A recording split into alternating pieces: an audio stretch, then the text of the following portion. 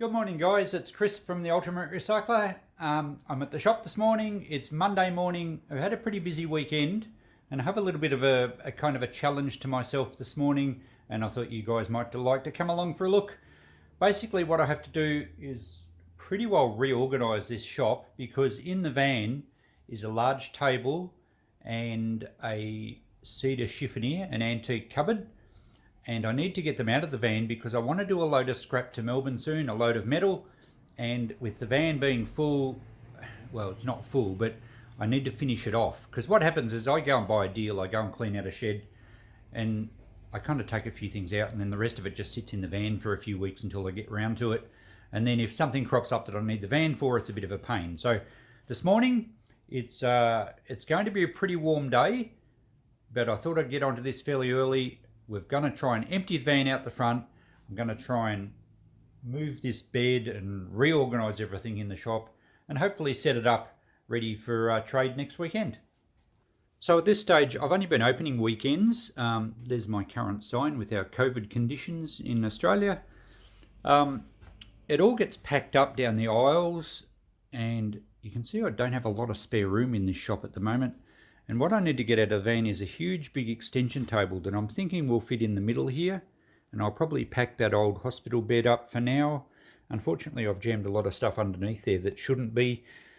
And the other aisle down that side, you can see it's just all full of stuff. And all that stuff I actually put out the front on the footpath when I'm open. So I do need to juggle a bit around. I'll probably turn the back lights on and also the lights around in the bloke's room, or the shed room. I think last time I mentioned the bloke's room, everyone jumped up and down and said, ladies like shed stuff too. Anyway, that's the plan. I'm going to have to put a bit out the front. I'm not officially going to be open, but guaranteed when I put things out the front, cars are going to pull up and people are going to want in and come in and have a look. And that's fine. I'm happy to sell stuff. But it will be a bit of a mess for a while. So let's go and have a look in the van and just see what I have to get out. So it's just after 9 in the morning. It's starting to warm up pretty quickly. You can see I've backed the van there. It's kind of handy having a bit of a low driveway area, even though it's not actually a driveway because it's just this Christine shop. So it just provides a really good loading bay because it drops the back of the van down nice and low to the footpath. And our street is wide enough that I can back in without disrupting the traffic, but I don't want to leave it here too long. And in the van, we have a whole heap of packing blankets. You can see that cupboard under that doona there. I forgot about that set of shelves. I have to get that out too. And that's a large round tabletop, and the legs are somewhere. That might even be a freebie because it's not really worth taking up space in the shop. And the huge extension table is actually behind that cupboard, right up against that timber wall. And the legs, I think you can probably just see the end of the legs down there. Anyway, we'll get this out. We'll spread it out over the footpath, and we'll probably have to put the table into the shop in pieces and then assemble it in there, which means I'm going to have to make a lot of room. So, alright, I better drag a bit of stuff out and we'll want to get going before it gets too hot. The van is now empty, hooray! So I'll put my ramp back in here. It's, as you can see, it's quite a nice area, and there is another area in front of that timber wall. So other than these packing blankets and a few boxes of ropes and things, we're right to move the van out of the road. I can park it back up where I normally park it and free up this area of street. I better put these crates back in, my other packing blankets. This round table, I think I'll just bolt the legs up to it and put a free sign on it. It's nothing flash, it's just a plywood table, probably from the 1980s or maybe even 90s. I don't have the room or the desire to try and sell it. We'll just make it a freebie. There's the legs off the extension table. You see they're beautiful old legs with porcelain casters and brass fittings. This table's probably very early 1900s, may even be late 1800s. It's a beautiful old table. This Stanley workbench type thing was also out of the shed I cleaned out. I'm going to take that home. I think that will be handy. Here's the actual extension table itself, and that's closed up. You can see it's in beautiful condition. And there's the two extension leaves that go in it. So it's going to take up a bit of space in the shop. And here's the nice old cedar chiffonier, a beautiful piece of furniture. These used to bring around $1,000 or so back in the 1980s and early 90s. Unfortunately, antique furniture has really dropped off in value, and I would struggle to get $300 for it now. So I'll put that in the shop somewhere. I do have another chiffonier in the shop that I'll have to mark down because the prices are just so low. And they're not that practical in the shop. They take up a lot of space. I do sometimes dress them up with a nice mantle clock and a few other things on the top. But I would rather fill up the space in my shop with shelving or display cabinets. So these will probably be around about $300, this one, and the other one's about the same. But I do need to find somewhere in the shop to put it. I haven't really got anything out of the shop yet, so I'm going to have to do some serious juggling shortly. But let's move the van out of the road so that we don't block off parking bays in front of Christine's shop for too much longer. Okay, we started this job about 9. It's now just after 2. I still haven't got the table in. I was hoping to have this all tidied up by lunchtime. The good news is I have actually sold that chiffonier. Someone drove past before and thought it was pretty good for $300. So that's going today, which is great. I have made a bit of space in the shop, and I've removed a lot of clutter here. I still need to dismantle that bed. I'm just going to put that down the side lane for a while. It comes apart, and that'll give me a decent area to put the extension table up. Things have been a bit slow because I've just had a string of customers. They've just been filing in, group after group, wandering through. They can't actually get right down this aisle because I usually have all this stuff out on the footpath and it's still blocked off. But even so, as much as a nuisance has been having people come in while I'm trying to organise, they have shelled out, well, if I count that chiffonier, they have shelled out almost $1,000. So not a bad income on a day when I'm not actually open. But it's now getting very warm. I need to get this stuff off the footpath before the sun gets over too much further. We're looking west now, and as the day progresses, we're going to lose our shade. It must be well over 30 degrees. I think it's supposed to get to 35 today, which isn't far off 100 in the old language. So it's getting pretty warm. I certainly don't want the sun to get on this nice timber. So I better really knuckle down now while there's no one around and make some space, and we'll carry this table in and set it all up. Just getting ready now to knock the bed apart. I've made a fair bit of space. I'm pretty happy with this. I've just pushed a bit of stuff to one side. I do have to, shock horror, I do have to vacuum. So you guys, please don't tell anyone, you'll ruin my reputation. I'll be sucking up all the wonderful ambience of this old shop. I do tend to vacuum the walkways every now and again if it looks particularly grubby or if someone walks through with muddy boots, but otherwise I'm not overly fussy about it being spotlessly clean. It is a second-hand shop after all. The good thing is that if we scan up, I think you'll notice that I'm still keeping my spider webs. Not sure if you can see those, but I kind of like them hanging around. It's almost the Indiana Jones thing when you have the old style shop and there's spider webs hanging everywhere and dusty tracks around the place. So it's a delicate balance between ambience and disgusting mess, but I think I keep my shop pretty neatly. I do try and dust the surfaces every now and again, but look at this. It does get dusty in this old shop very quickly, and sometimes I come across a cupboard here where after a busy day and someone's written hi in the dust. Anyway, bit of fun. Dust never hurt anyone. And now to see if I can fire this thing up. It hasn't been used for some time. I don't know why I keep it. All it does is gather dust. You might have to think about that one.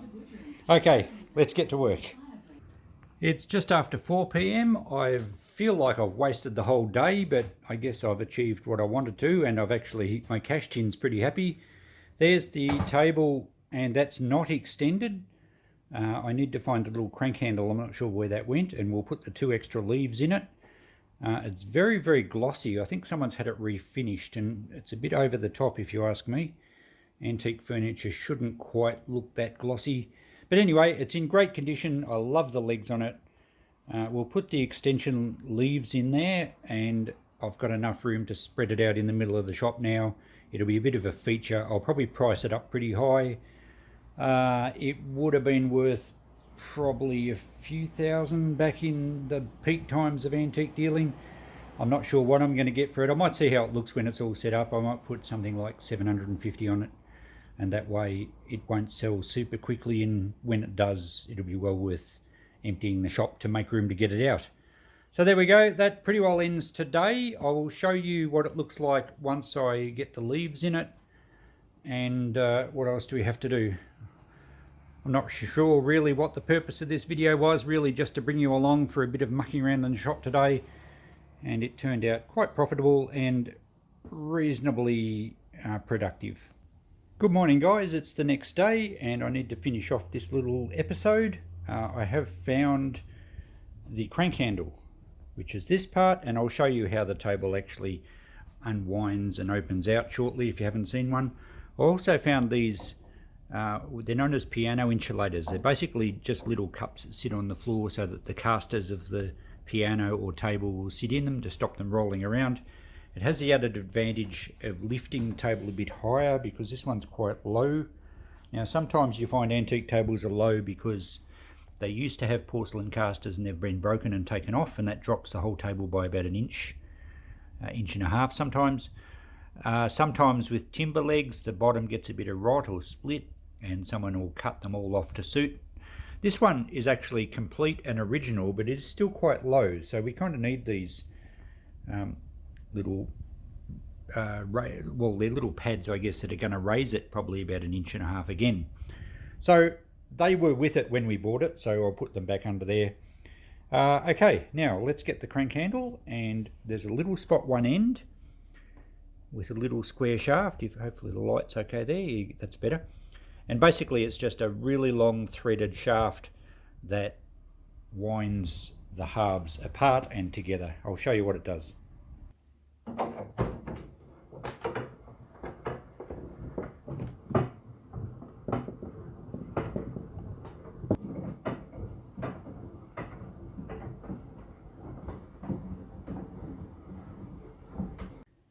Now you do obviously need casters on your legs to do this because it pushes the legs apart and they need to roll. So we've opened it out enough to put one leaf in, not quite two. Let's keep going. That's going to be close there. We'll put one in and see how we go. You can see the long screw mechanism. Now these crank handle extension tables came into being, I think, in the late 1800s and early 1900s. They were very popular. If you have an extension table that doesn't have the crank and it actually has a what they call a butterfly flip out center piece, it's not an antique table. That's a more recent innovation, and a lot of the tables mid-century and into the 70s and 80s had those.